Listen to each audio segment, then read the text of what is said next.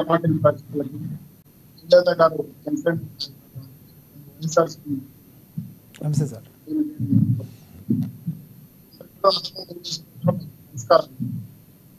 రాష్ట్రంలో ఎన్నికల ఫలితాలు చాలా అద్భుతంగా కనబడిన తర్వాత కొన్ని రకాల విశ్లేషణలు కొంతమంది ఫాలో అయ్యారు. చాలా పెద్ద ఎత్తున రాష్ట్రంలో పట్ల పోలింగ్ వేరు పోలరైజేషన్. ఏదైతే ప్రభుత్వ వ్యతిరేక ఓట్లు చెడనీలని చెప్పిన పవన్ కళ్యాణ్ గారి యొక్క మాట బీసీలు అంటే కాపులు బీసీలు ఎదురుగా గొప్ప వేద వాక్యాలు తీసుకున్నారు. దాదాపు నాకు తెలిసి రాష్ట్రంలో బీసీలు కాపులు కానీ 50% పైన ఉన్నారు. అలా మీద ఎస్సీ ఎస్సీలు కానీ అలాగే ఇతర కులస్తులు ఉన్నారు. సో మేజర్ గా ఓటింగ్ ప్యాటర్న్ తెలుగుదేశం పార్టీ బీసీలు ఎప్పుడు వెనుదనగా ఉంటారు. కొంచెం పవన్ కళ్యాణ్ గారు రావడంతో వారి మరింత జోష్ పెంచింది. సో టోటల్ గా ఎప్పుడైతే ఎన్నికల ప్యాటర్న్ మారిందో సుమారు నాకు తెలిసి 5,000 ఓట్ల లోపల 47 సీట్లు వేస్తారు కలం 1000, 2,000, 3,000 ఓట్ల లోపల ఒక 25-30 కలం. ఈ స్టాటిస్టిక్స్ అంతా జగన్మోహన్ రెడ్డి ఉండొచ్చు తెలియదు. ఏదేమైతేనేమి రాష్ట్రంలో బీసీల మీద జరిగిన అగాత్యాలు, కాపుల మీద జరిగిన అగాత్యాలు, ఏ విధంగా కాపు కులాల్లో తెచ్చిపెట్టడానికి గతంలో ఆయన వంగవీటి మోహన్ రంగా చావు కూడా ఒక పావుగా మార్చుకోవడం ప్రయత్నం చేశారు. అలాగే ముద్రగడ పద్మనాభం యొక్క కార్డు ప్రపోజల్ పెట్టారు. అగ్రరామ జోగయ్య గారి లాంటి వాళ్ళు కొంత పొలపత్రిక చేర్చడానికి కొంత ప్రయత్నం చేశారు.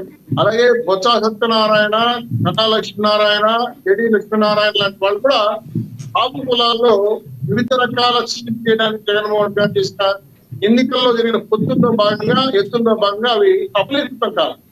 ఎప్పుడైతే ముద్రగడ పద్మనాభం నేను నా కొడుకు చనిపోతాను వైఎస్ఆర్సీ చేరారు, అప్పటి నుంచి నమ్మల. అగ్రరామ జోగయ్య గారు కూడా జగన్మోహన్ రెడ్డి గారు చెప్పాలంటే కోర్టులో పనిచేశారు. ఇవన్నీ కాపులు గుర్తించేశారు. గతంలో కాపు కులాల్లో జరిగిన నాయకులుగా అంటే కాపు కులాల నాయకులు ఎదిగిన వాళ్ళని కూడా చాలా నష్టం చేశారు. వాళ్ళ కులాలు పరంగా విభజించారు. దీనివల్ల నష్టపోయాం. కాబట్టి మనకు పవన్ కళ్యాణ్ గారు గట్టి నాయకుడిగా అభివృద్ధి చెందాలి, చెందుతాడు అని నమ్మకం ఆయన మీద రాష్ట్రంలో బీసీ కాపులు కూడా బలంగా పెట్టుకున్నారు. దాంతో ఎప్పుడైతే ప్రభుత్వ వ్యతిరేక ఓట్లు చేరని చెప్పడంతో 164 సీట్లు ఎక్కువ రావడం అనేది వాళ్ళకి ఇప్పటికీ కూడా పైగా ఉంది. 150 సీట్లే ఎక్కువ అనుకునే వాళ్ళు ఒకప్పుడు వాళ్ళు దాంతోనే కర్మంతో విరవేసి ఇప్పుడు గొప్ప బోర్లు పడ్డారు. ఈ యొక్క ఎన్నికల విశ్లేషణ పైన నాకు జగన్మోహన్ గారు పూర్తి స్థాయిలో దీన్ని ఏ రకంగా డిస్కస్ చేశారో నాకు తెలియదు. కానీ అంటే నా సమీక్షలు చేశారని నాకు నమ్మకం లేదు. చేస్తుంటే మాత్రం ఖచ్చితంగా చాలా పెద్ద ఎత్తున ఆయన పార్టీలో మార్పులు తీసుకురావాలి. గతంలో బీసీల యొక్క ఆస్తుల పైన కానీ బీసీల పైన కానీ పడి ఎంతమంది చనిపోయారో లెక్కలతో సహా మా దగ్గర ఉన్నాయి.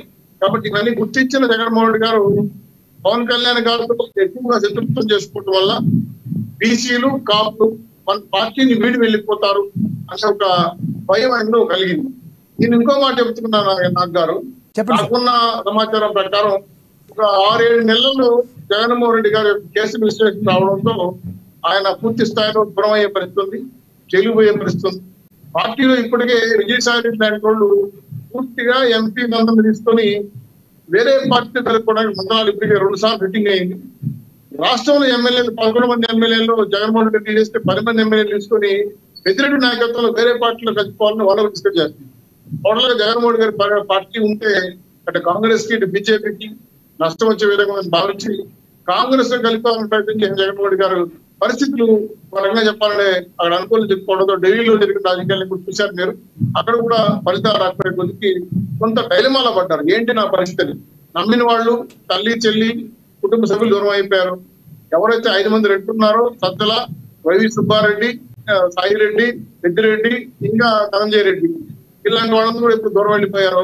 ఇప్పుడు చివరికి ఆయన పైన నమ్మకం లేకపోవడం కనీసం సమీక్ష విశ్లేషణతో పాటు మాజీ ఎవరైతే ఓడిపోయారో ఎమ్మెల్యేలు కావచ్చు, మంత్రులు కావచ్చు, ఎంపీలు కావచ్చు, వాళ్ళకి కూడా అపాయింట్మెంట్ ఇవ్వట్లేదు. ఆ తాడేపల్లి గెస్ట్ హౌస్ లో ఉన్నాడా, బెంగళూరు గెస్ట్ హౌస్ లో ఉన్నాడా వాళ్ళకి సంబంధించిన ఉండట్లేదు. కాబట్టి నాకు తెలిసి జగన్మోహన్ రెడ్డి గారు మళ్ళీ పార్టీని పూర్వపడిన తీసుకొస్తా ఆశలో ఉండి ఈ ప్రకటన చేశారు. సో కాపులు ఎవరు కూడా మళ్ళీ వైఎస్ఆర్సీపీ పార్టీ నమ్మే పరిస్థితి లేదు. ఉన్న కాపులు ఎవరైతే గుడివాడ అమర్నాథ్ కావచ్చు, అలాగే మన బొత్స నారాయణ కావచ్చు, నాని కావచ్చు, కొంతమంది నాయకులు కూడా ఈరోజు సైలెంట్ అయిపోయారు. ఎటు పోవాలో అర్థం కాలేదు. పుట్టాభిప్రాయం అంటే కుటుంబ పరంగా పూర్తి కోల్పోయాడు, ఒక్కరు కూడా గెలవలే. సో ఇవన్నీ తీర్పులు చాలా వ్యతిరేకంగా ఉన్నాయి.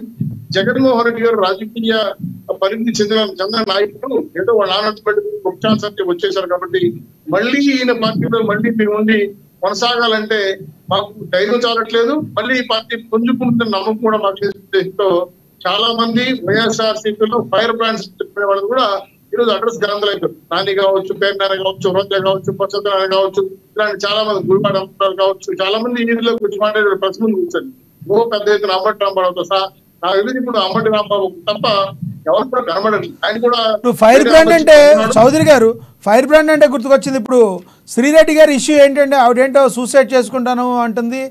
మరి ఏంటి మీ ప్రభుత్వం మీరుంది, ఆవిడకి ఏదైనా అయిందంటే మీ మెడకు చుట్టుకుంటుందేమో. నాకు తెలిసి వైఎస్ఆర్సీపీలో ఒక నాయకుడు ఆమెకి చల్లరిచ్చాడు.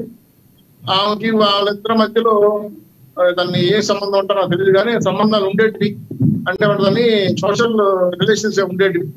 కొంత వైఎస్ఆర్సీపీ వాళ్ళు ఆమె చేసే కార్యక్రమాలకి, ఆమె చేసే కొంత ప్రమాణమైన వీడియోలు చెప్పడానికి కూడా మీరేమో ఇలా అంటున్నారు డైరెక్ట్ వైసీపీ మీదే ఆవిడ అటాక్ చేస్తుంది.